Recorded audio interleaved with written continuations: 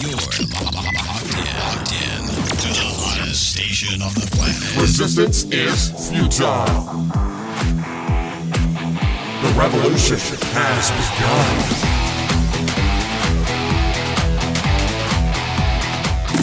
You're listening to Rebelpreneur Radio, helping you break the rules and build the business you need for the life you want. And now, broadcasting his pirate signal from somewhere beyond the status quo, here's your host, best-selling author, marketing and media strategist, Ralph Brogden. Hello and welcome to Rebelpreneur Radio. It's the show that helps you build the business you need so you can live the life you want. I'm Ralph Brogden. What is the coup de grace of all self-employed people, all businesses? Anything that you could possibly imagine that would be the greatest thing in the world, and the reason why so many people go into business is passive income. What a wonderful hypothetical fantasy for so many people, but a slim majority of people in the world have figured this out and have learned how to generate passive income. So these people are very rare, and when we can get them on the show and talk to them about how they created passive income, I think it's a real treat. So today we've got Rachel Richards with us. She is a former financial advisor who has made a name for herself in the personal finance realm because in 2019, Rachel quit her job and retired with over $10,000 a month in passive income. You know, a lot of self-employed business people I know don't even make that much in their business, working 60 and 70 hours a week. But Rachel has done that successfully. She is the best-selling author of Money Honey and Passive Income Aggressive Retirement. Love that title. She has been featured on the Penny Hoarder and the New York Times. She has been contracted to speak at colleges. She is a real estate investor, and her valuable money lessons have helped thousands of millennials work their way out of financial despair. Now, the neat thing here is, and I left this out from the beginning on purpose, Rachel is only 27 years old. Okay, so what is your excuse? If she can do it, you can do it too. And here to share her secrets with you, Rachel Richards. Welcome to Rebelpreneur Radio. Thanks, Ralph. I love the wonderful intro. I'm so excited to be here. Well, I wish I could be you back when I was 27 years old. So that I could have gotten my stuff together, so to speak. As I'm looking at your website, it's empowering female millennials. Well, that knocks me out because I'm not a female and I'm not a millennial anymore, but I still think we could all learn from your story. But tell us a little bit about your background. How did you get started in real estate, and what's your story? Yeah, absolutely. So I think you covered a lot of my background. I'm a real estate investor, professional speaker, best-selling author, former financial advisor, and now I'm retired. And my passion is really teaching personal finance because when you think about the nature of the times right now, we are in a financial education crisis because at no point in our lives are we taught how to manage our money. We're left as adults to try to figure it out all on our own. And unfortunately, we have these bad feelings of shame and guilt over not knowing how to manage our money. So it's overall an unfortunate circumstance. I mainly help female millennials because I am one, and that's the market that people can relate to. Millennials have this stigma for being lazy and entitled and wanting the easy answers. But when it comes to millennials that I know and help, I have found that's not the case at all. You know, all throughout high school and college, my family and friends would come to me for financial questions.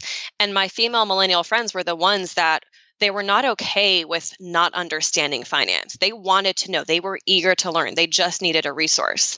I began to wonder, why they were coming to me when there's free resources out there. There's websites, there's books, there's all these ways you can learn about money management.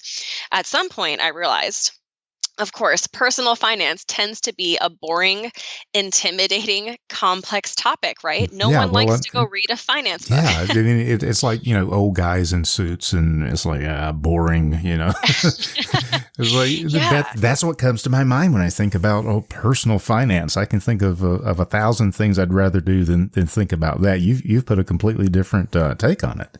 Exactly. So I thought to myself, well, how can I make this topic sassy and fun and humorous and simple? And that's where the idea for Money Honey came into being. That's when I started writing Money Honey. Millennials, they're highly motivated to learn about money, and females in particular tend to feel more guilt and shame. And being a female millennial myself, that's the audience I really wanted to hone in on. But as you mentioned, these money lessons, they're for anybody to learn. I just relate the best to female millennials because I am one, but the lessons can be for anyone to learn. And it doesn't matter, where you are in life. It doesn't matter how old you are or when you started working.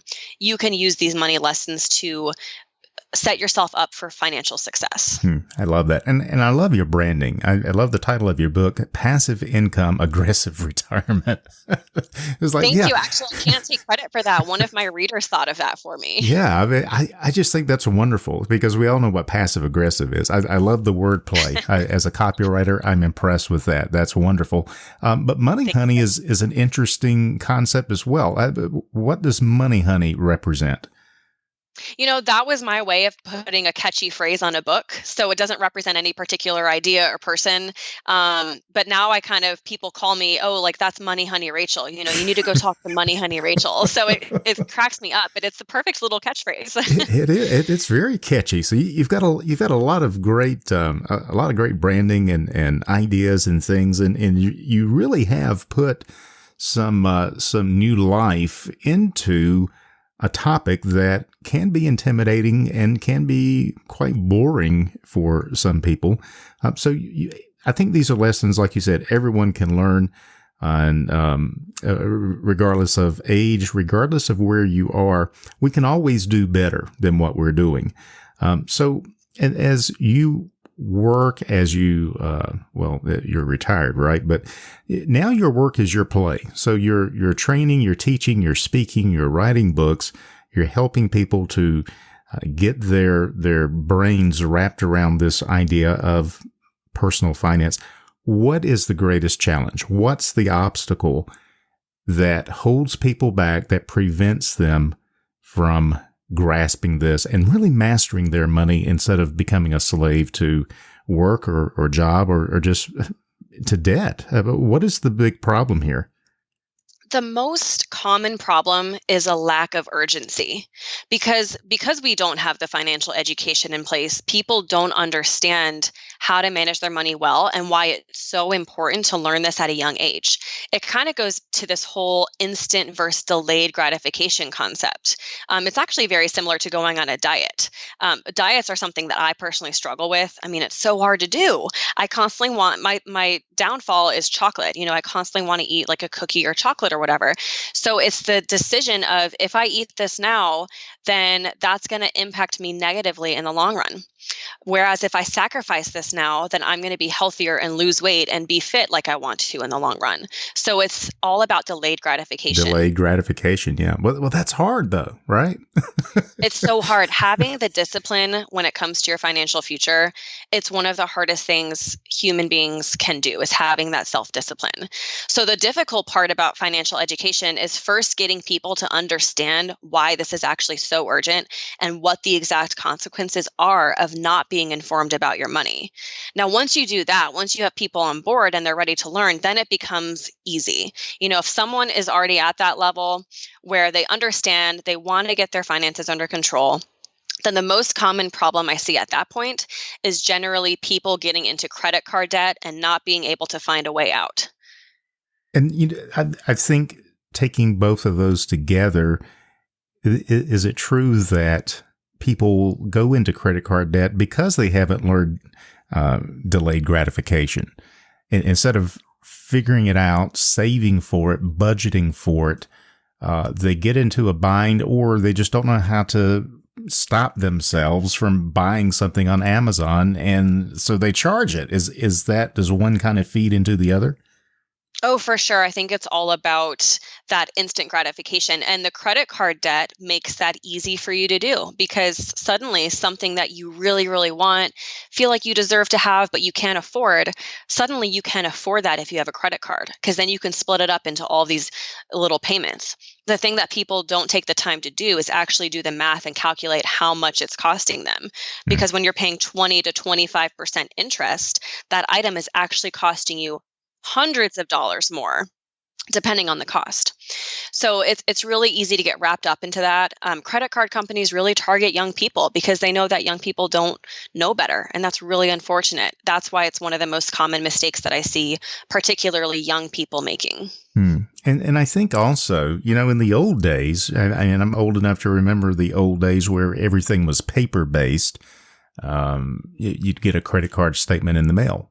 And you'd have to, look at it and it'd be like 6 or 7 pages long. And you thought, what the heck? And you can see what you're doing. But now with everyone opting out with electronic statements and you just get an email and some people don't even look at it. And you're not really even conscious of how quickly these charges are racking up. Plus, it's not like they flag it and say, hey, look at all this interest we just added to your credit card. It just kind of gets, secretly added on there and you keep paying and paying and paying and you never make any progress. And that's why. Do you think the digital economy that we're in has kind of obscured what's actually going on so that we're not even aware that we're getting deeper and deeper?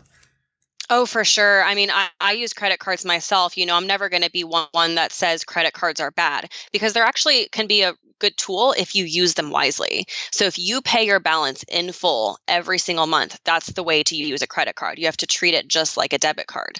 But you're right. The digital environment that we're in, we're not getting that information in our face anymore. We kind of have to go hunting for it. I don't remember the last time I even saw my credit card statement. Right. And again, I'm paying the balance in full every month, so I'm not paying interest, but that's a great point. I'm not forced to confront those numbers every month and really look at what's happening. And another thing that the digital age is doing is it's making online shopping very, very easy. Because think about being on your phone, you're on social media, you see an ad on Facebook. You're literally one click away from buying an item that maybe you don't need.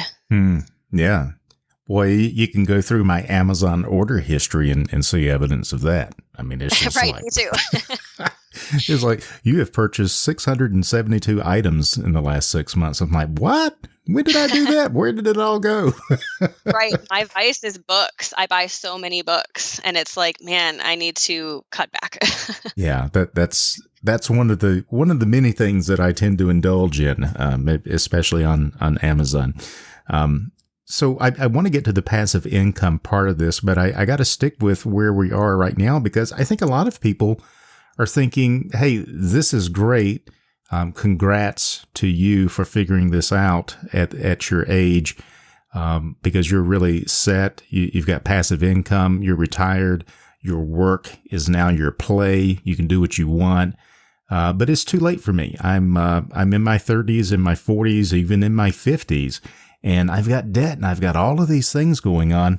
And it's too late for me to do anything to make a difference. What would you say to someone like that? I would say it's definitely not too late. 2 years ago, in 2017, I had zero passive income. So I was right there in the same situation. I originally thought that it was going to take me 10 to 15 years to build up enough passive income to retire, but I ended up surprising myself. I mean, only 2 or 3 years later, here we are.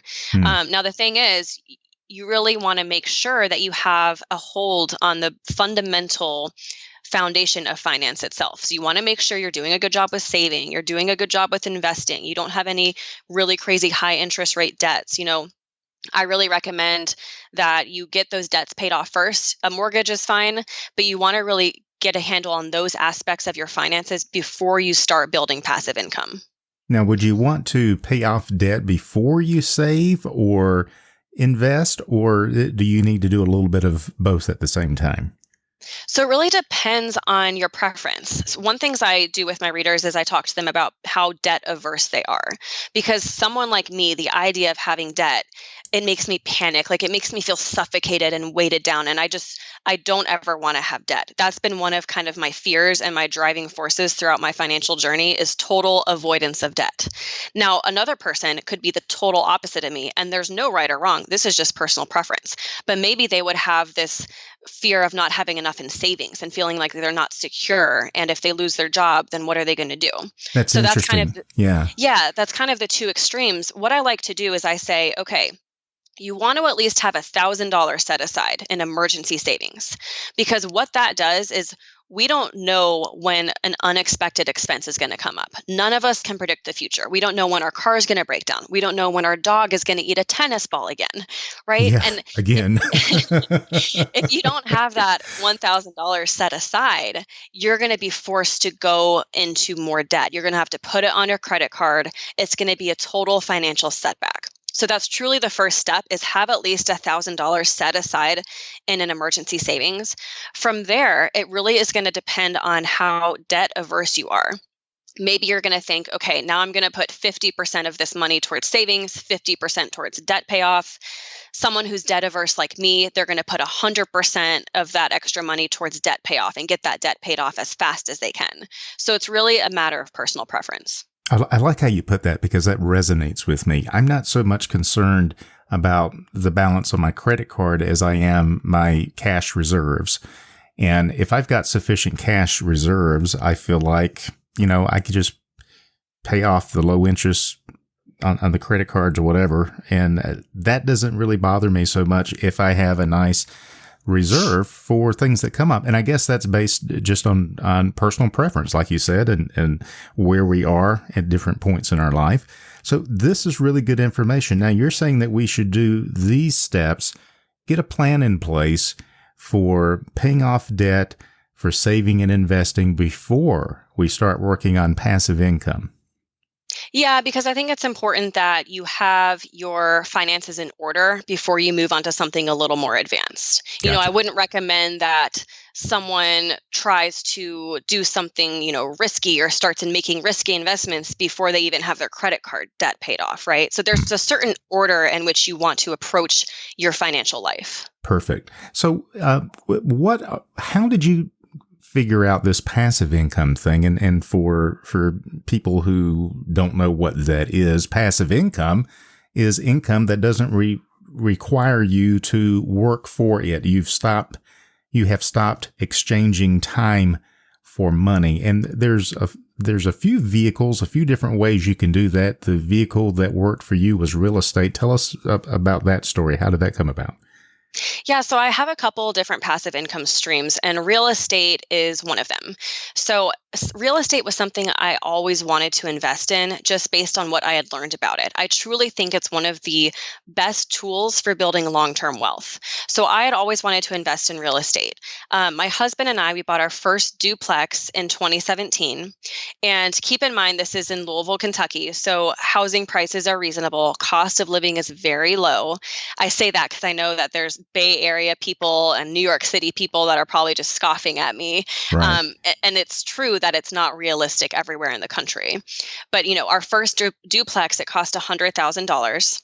We put 20% down on it. So we had to put in 20 grand, and it was cash flowing $500 per month right off the bat, which was an amazing investment. And to this day, I still think that's one of the best investments we've ever made.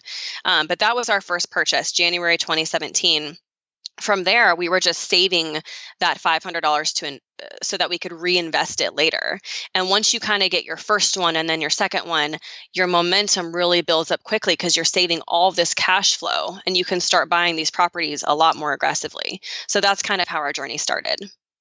I really love that. And you make a good point about markets are different. And if you're in California or if you're in New York City, that's a very different conversation than Louisville, Kentucky. But who's to say that if you're living in these areas that you can only look in these areas? I mean, you can. Exactly. You're going to be generating income. I imagine that you have a property manager or a property management company who is dealing with things locally. So you don't have to be looking for things that are within a 30-minute drive of wherever you are. Think outside the box and expand beyond that and go into a market that's affordable, because you're not going to be there.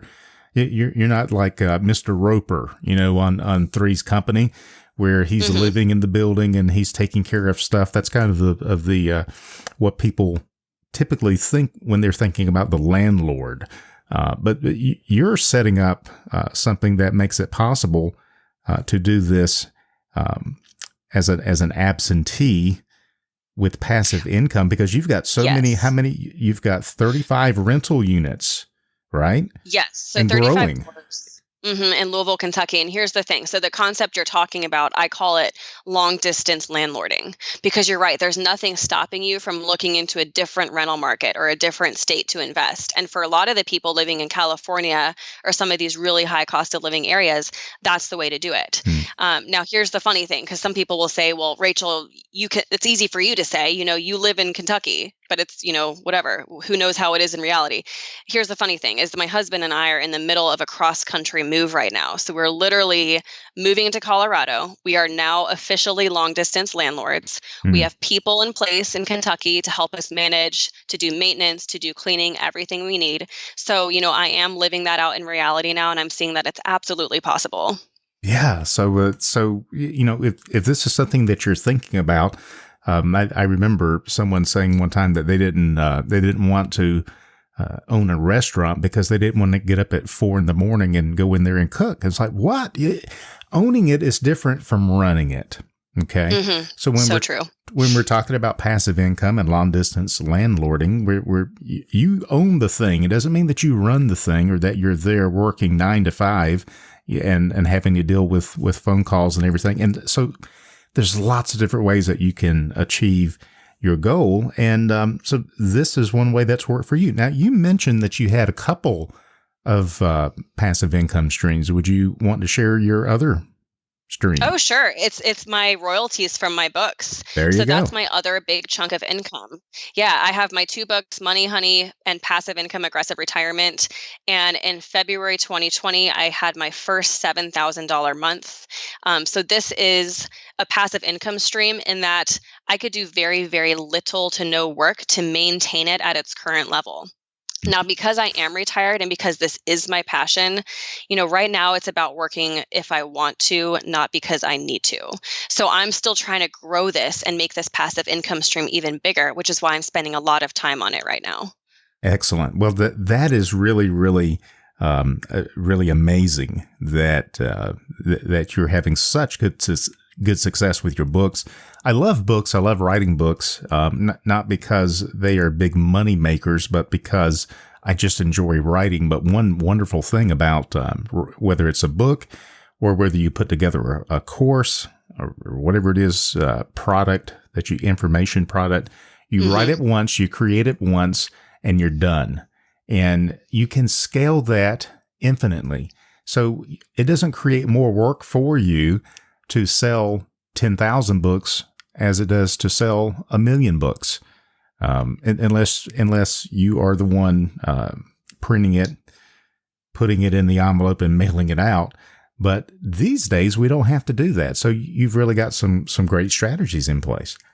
Yeah, and I love the term, Ralph, scalability. I talk about that in my book about passive income because, rental income, there's so many advantages about it, but it's not scalable in the same way that an online product or an online service is, because you're right.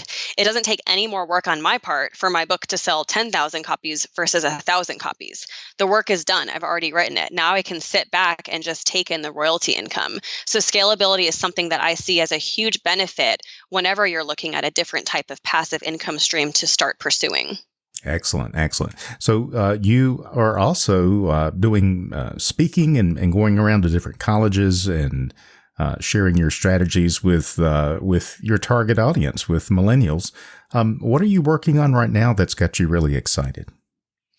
Right now, I am actually working on creating my first course. So I'm creating a course to go along with my first book, Money Honey, because here's the thing.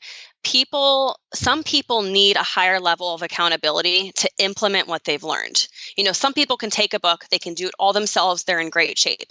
Other people really want to have somebody that's helping them. They want something more hands-on and they want direct help. So I've realized that this is a great way that I can continue to serve my audience is by providing them something that holds them accountable and that helps them actually implement what they've learned. So probably within the next month or so, I'm going to be launching that course, Money Honey, for how to get your financial stuff together. I love that. Yeah, your financial stuff. I like the way you put it. We just can't say it on the radio. I know. Wink, wink. Wink, wink, nod, nod. We know what you're talking about. Well, that is really exciting. And I think that anyone of any age and wherever you are in your financial, your life or your business strategy, you definitely need to check this out and learn from someone who has already accomplished a level of success that you may still be trying to aspire to. So if you're interested, go to moneyhoneyrachel.com and we'll have that link on the Rebelpreneur website as well. Rachel, it has been really fun to connect with you. Any final thoughts or words of wisdom that you'd like to leave with our listeners? Yeah. So here's a takeaway that I would love everyone listening to really understand and to acknowledge as true. It's just short and sweet, but I just want to say that anyone at any age and on any income can achieve financial independence. You absolutely can do this. Wonderful, wonderful words of encouragement from Rachel Richards. She is only 27 years old, but she is a former financial advisor who has made a name for herself in the personal finance realm. In 2019, Rachel quit her job and retired with over $10,000 a month in passive income. Her valuable money lessons have helped thousands of millennials work their way out of financial despair, and she is the author of Passive Income, Aggressive Retirement, as well as Money Honey. If you want to find out more, and who wouldn't, right? Go to moneyhoneyrachel.com. Rachel, thank you so much for visiting with us today. I really appreciate you being on Rebelpreneur Radio. Thank you so much, Ralph, for having me. You've been listening to Rebelpreneur Radio with Ralph Brogden. Download the show notes and much more at rebelpreneur.com.